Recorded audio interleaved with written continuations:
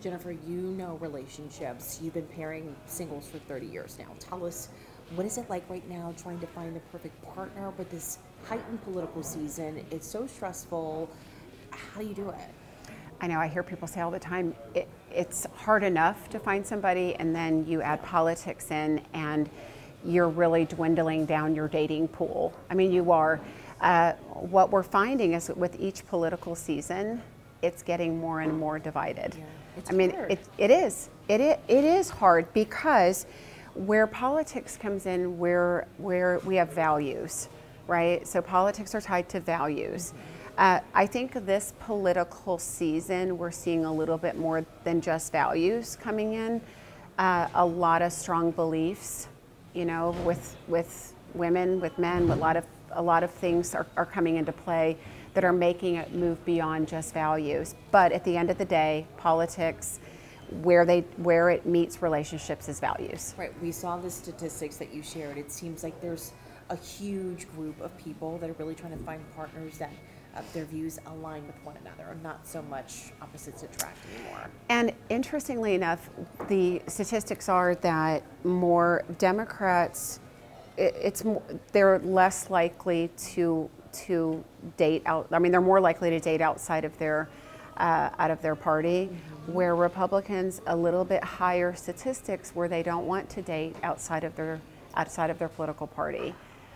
Everybody has strong beliefs, and again, I think where that comes in is it's so tied to values, and especially for Gen X, they're wanting to have a family, get married. And so the value piece of politics is really, really important. And so we can't take that piece out. Yeah. You were even saying that there's just a large margin of men that are kind of more conservative and identifying more as Republican and looking for that more traditional home, family, domestic setting, whereas a lot more women now are a little bit more liberal, you would say, too. Yeah. And they're Miss Independent, and they're not really too much looking to settle down and have a family. So they're looking for their rights, and that's kind of the side of the aisle that they're leaning towards. Would you say that that's right? It's 100% correct. You know, the coolest part of my job is that what I do see as far as trends are nationwide. We see them here in DFW, but they're nationwide. And the trend is that men are a lot more likely to want to be in a relationship, get married, and have kids today than women are. Wow. So we're definitely in such a, I feel like we're in such a different place from 25 years ago or 50 years ago when my parents got married. Actually, my parents got married like 60 years ago, but when they got married, it was all a traditional family. You got married, you had kids, you know, just the place for the woman was in the home. It's not the case anymore. You know, you have two couples working, two people working now. That line between feminine and masculine has been blurred a bit, and I feel like that's the piece that's really hurting relationships now. I do. I feel like that is the piece that is standing between men and women getting together. We're seeing the birth rate go down. Yeah, you know, people aren't wanting to get married. They're not wanting to have kids. I mean, it's a lot of things are happening. There's a lot of things. We're talking about all this. Do you think it's possible to find a partner during this election cycle? I mean, I do. I think it's possible anytime. I really do. I think the most important thing is that people know where they stand, know what they believe, and know what their values are. That's super important because, I mean, it goes beyond just politics values. It's like, what do I want out of life? And then you've got to find a partner that aligns with you. And it doesn't matter whether you're 20 or whether you're 50. Those things are still the most important things when looking for a partner. I will ask you this, and this is a personal question. A lot of people will tie their beliefs to and automatically kind of characterize or stereotype a person and think, oh, you know, you support this candidate. Right. You know, so you must be this way. Yes. Do you find that even in dating, that's kind of becoming an issue? It is just the world. And it's just the world. And you know what? That's very dangerous. I think that's the most dangerous part of all of this is doing that to people without getting to know them. It's just like going on a date and making a judgment on what kind of shirt they are wearing. Right. You know what I mean? Or what kind of cologne they're wearing, or what kind of earrings they have on. You can't judge a person by that, just like you can't judge them by their political party. And just because they may vote a certain way why don't we ask questions the way we used to and talk about why? What do you believe in? Why are you voting that way? You know, tell me more. Let's have a conversation about it, because believe it or not, there are couples that can be together and vote differently or believe differently, but it requires a conversation first, right? Yeah, I agree. All right, so let's talk about not agreeing, especially when dating. Right. Talk about arguments that sometimes might seem like they will be a deal breaker. Well, they are a deal breaker. I mean, you see that relationships break up because of politics. And I think the statistics are 70% of people can't get past arguments about politics and end up breaking up. It's a strong divide. It's a strong divide. So we need to, it's so important that we have these conversations up front, you know, and so that we can get away from them later. So if you're 2 years into a relationship, you're committed, there's things happening, there's a commitment to one another, and then politics now comes in and beliefs around these come in. If we've waited till that point, it's too late. It's just too late. And remember that it's a person in front of you, and we need to get to know them. So there's a conversation that needs to happen instead of judgments, right? We can be on opposite sides, but still have a conversation about it. I was just talking to a friend this morning, interestingly enough, and she was talking about visiting her sister. And her sister and husband, who've been married a long time, they have opposing political values. So one of their sons and the father believe one way, and the mother and the other son believes a different way. And she basically said, we don't talk politics in the house. And so that's just their rule in their house, is they believe differently, so they don't talk about it. And that is a way to get through it. Yeah. If you believe differently and everybody's, you know, strong in their political beliefs, respect each other, you love each other, you may not agree there, but you're committed, so don't talk about it, right?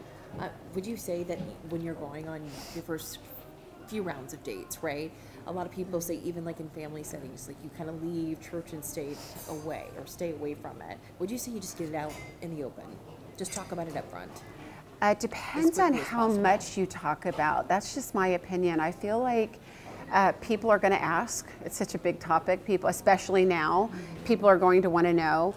But I feel like leave the hard and long conversations, the tough conversations out, because what happens, especially on a first or second date, is you can end up getting in debates. It's not very sexy to talk politics. It's just not. So we're trying to get to know somebody. We want to leave a little bit of mystery. We want to connect with them. I would just leave the long, hard conversation about it for later. That's all. Yeah. Would you say that it's something that you can table and yes. kind of try to delve into? Yes. Things progress and kind of move along and get a little bit more serious. Yeah, and just feel somebody out. You know, there's ways to ask questions like, do you want to have a family? You know, do you want to get married eventually, without having to dive into the political piece of all of that?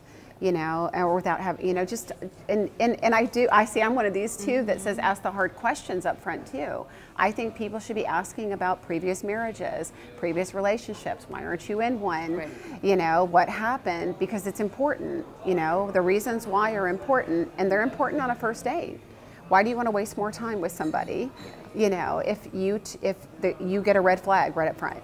So ask. I think that kind of segues too into kind of like the golden rule, which is be open-minded and yes. try to just hear the other person's opinion. Obviously, respect is of the utmost importance too. Yes. But compromise, right? All relationships are about compromise, 100%. And you just said the golden rule. Really, it doesn't matter what age group you're in, because when you're younger, you're open. You have to be open about your partner and about their beliefs, but you have to be aligned if you want to start a family or get married, because those are things that are non-negotiables, right? When you get older, you have to be open about somebody being different than you, right? So they may have a different political viewpoint. They may have a different way of doing things in their life. They may have a different routine than you. You have to be open, because everybody is formed by then, right? They've got 40, 50 years of being who they are. Your lives have to align and connect. So find what connects you versus looking for what separates you. overall, would you say that that's what singles are looking for? Someone that is just open-minded, or are they looking for a partner that just identifies with whatever side of the aisle that they're on? It is such a great question. It depends on the person. It really depends on the person.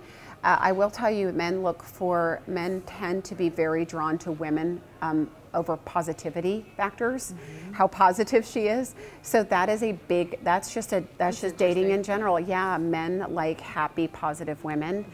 And if you are a woman that is telling a man what you're against and what you don't believe in, and it's going to turn them off. Yeah. Okay, that makes a lot of sense. Yeah. I mean, would you say that a lot of people will kind of settle in relationships and just say, you know what, this is better than being single, so I agree with whatever side of the aisle that you're on? Again, it depends on whatever degree you're at, because settling because it's not worth fighting about. Pick your battles, right? The old pick your battle thing is important. But I think settling because you don't want to be single again, or you don't want to go out and it's too difficult, so you deal with something that is harmful to you or abusive or anything, that's no, don't do that. So I think it's to what degree, again, is we shouldn't compromise on our principles, because if we compromise on our principles and our values, we will eventually get it back. Yeah. We'll eventually go for it again.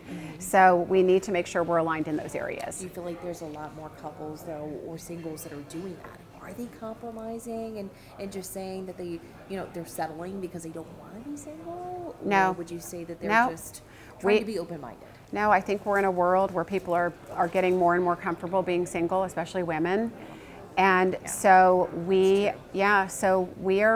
and I just saw something that said that single women are the happiest, that married men are the happiest and single women are the happiest, which is crazy. That's a crazy statistic, but single women are very happy. So it really is going to take a man that can come in and meet her needs.